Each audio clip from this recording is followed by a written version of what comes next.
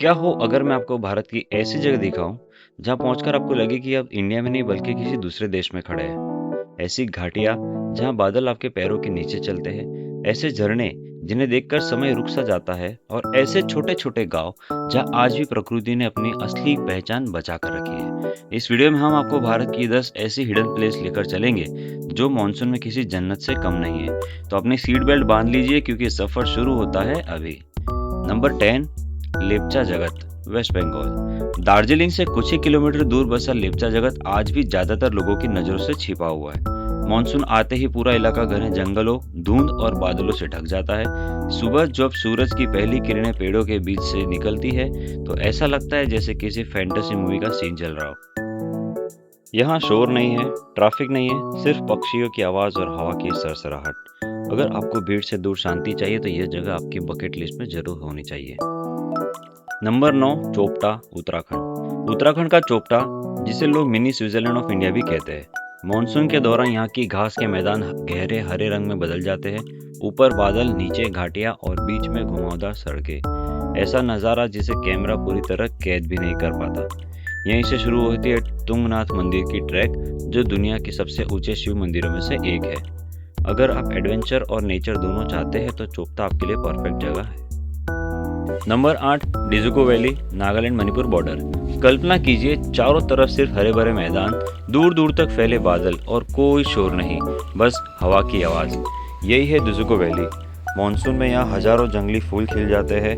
कई लोग इसे भारत की सबसे खूबसूरत हिडन वैली मानते हैं, लेकिन आज भी बहुत कम लोग यहाँ तक पहुँच पाते हैं। अगर आपको ट्रैकिंग पसंद है तो यह जगह आपकी ज़िंदगी की सबसे यादगार ट्रैक में से एक बन सकती है। नंबर 7, माजुली, आसाम। ब्रह्मपुत्र नदी के बीच बसा माजुली दुनिया के सबसे बड़े नदी द्वीपों में से एक है। यहाँ की सबसे बड़ी खूबी इसकी सादगी है। हरे भरे खेत, लकड़ी के पारंपरिक घर, धीमी रफ्तार वाली जिंदगी और मानसून में चारों तरफ फैला पानी। ऐसा लगता है जैसे समय यहाँ धीरे धीरे चलता हो। अगर आप नेचर के साथ साथ कल्चर को भी महसूस करना चाहते हैं तो माजुली आपको कभी निराश नहीं करेगा। नंबर 6, माओलिंगनोंग, मेघालय। क्या आपने कभी ऐसा गांव देखा है जहां सड़क पर एक भी कचरा नजर नहीं आता? मेघालय का माओलिंगनोंग सिर्फ भारत ही नहीं बल्कि पूरे एशिया के सबसे साफ सुथरे गांव में से एक गिना जाता है। यहाँ हर घर के बाहर फूलों से सजे बागीचे, बांस से बने रास्ते हैं और चारों तरफ घना हरियाली भरा जंगल। मानसून के दौरान जब हल्की बारिश होती है तो पूरा गांव किसी यूरोपियन कंट्री साइड जैसा दिखाई देता है। अगर आपको भीड़ से दूर सुकून चाहिए तो ये जगह आपको बार बार बुलाएगी। Number 5, Yumthang valley, Sikkim. कल्पना कीजिए, आपके सामने बर्फ से ढके पहाड़, नीचे हरे भरे मैदान, बीच में बहती है क्रिस्टल क्लियर नदी और चारों तरफ रंग बिरंगी फूल। यही है सिक्किम की युमथांग वैली, जिसे valley of flowers of the east भी कहा जाता है। मानसून के दौरान यहाँ बादल इतने नीचे आ जाते हैं कि कई बार ऐसा लगता है जैसे आप आसमान के बीच चल रहे हो। यह जगह सिर्फ खूबसूरत नहीं बल्कि आपको प्रकृति से जोड़ने का एहसास भी कराती है। Number 4, zero valley, Arunachal Pradesh. Arunachal Pradesh की जीरो वैली भारत के सबसे शांत और अनदेखे डेस्टिनेशन में से एक है। यहाँ फैले विशाल धान के खेत, लकड़ी के पारंपरिक घर और धुंध से ढकी पहाड़ियाँ हर पल को किसी फिल्म का दृश्य बना देती है। यहाँ की स्थानीय आपतानी जनजाति अपनी संस्कृति और प्रकृति के साथ तालमेल के लिए पूरी दुनिया में जानी जाती है। अगर आपको स्लो ट्रैवल पसंद है तो जीरो वैली आपके दिल में हमेशा के लिए बस जाएगी। Number 3, Gurez valley, Jammu and Kashmir. अब चलते हैं उस जगह जिसके बारे में आज भी बहुत कम लोग जानते हैं। गुरेज वैली कश्मीर की सबसे खूबसूरत और सबसे कम घूमी जगहों में से एक है। ऊंचे ऊंचे बर्फीले पहाड़, नीली नदी, लकड़ी के छोटे छोटे घर और दूर तक फैली हरियाली। यह नज़ारा किसी स्विस पोस्टकार्ड जैसा लगता है। मानसून के दौरान यहाँ की घाटियाँ और भी हरी हो जाती है और मौसम इतना सुहाना हो जाता है कि हर पल कैमरे में कैद करने का मन करता है। अगर आप भीड़ से दूर असली कश्मीर देखना चाहते हैं तो गुरेज वैली आपकी लिस्ट में सबसे ऊपर होनी चाहिए। नंबर 2, तवांग, अरुणाचल प्रदेश। अगर भारत में कोई ऐसी जगह है जहां बादल पहाड़ों को गले लगाते हो, जहां हर मोड़ पर एक नई कहानी आपका इंतजार करती हो, तो वो है अरुणाचल प्रदेश का तवांग। करीब 10,000 फीट की ऊंचाई पर बसा यह शहर अपनी प्राकृतिक खूबसूरती, शांत वातावरण और बौद्धिक संस्कृति के लिए पूरी दुनिया में जाना जाता है। मानसून के दौरान यहाँ की पहाड़ियाँ गहरे हरे रंग की चादर ओढ़ लेती है।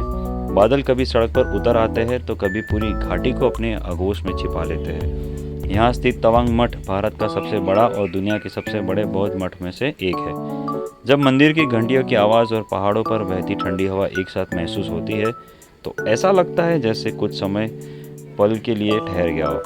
अगर आपको प्रकृति के साथ आध्यात्मिक शांति भी चाहिए तो तवांग आपकी ज़िंदगी की सबसे यादगार यात्राओं में से एक बन सकता है। Number 1, Sandakphu, west Bengal.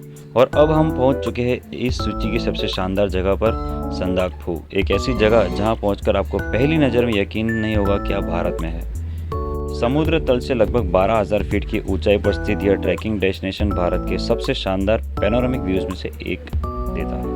यहाँ से एक साथ दुनिया की 4 सबसे ऊंची चोटियाँ में से 3 एवरेस्ट, कंचनजंगा और लोत्से का अद्भुत दृश्य दिखाई देता है। मानसून के दौरान पूरी घाटी बादलों से ढक जाती है। कभी बादल आपके पैरों के नीचे होते हैं तो कभी ऐसा लगता है जैसे आप आसमान के ऊपर चल रहे हो।